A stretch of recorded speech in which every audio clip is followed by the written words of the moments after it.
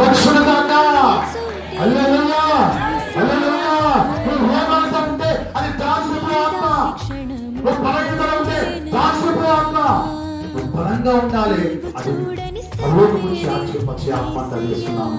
అందుకోసం 7వ వచనం చదివిస్తున్న మాట చూద్దాం ఒకసారి. 7వ వచనం చూద్దాం ఒకసారి. చూద్దాం. శరీరానుసారమైన మనసు ఎవరికి ఇష్టమంటే అపవాదికి ఇష్టమైన మనసు అది.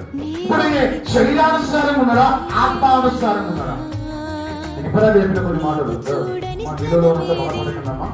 దేవుడు ఈ వాక్యం ద్వారా ఆయన దేవుడిని దీవించి హల్లెలూయా హల్లెలూయా. ఆరాధన చేస్తుంటే మోకరించి ప్రార్థించే వీరులుగా లేపబడాలిస్తున్నాము.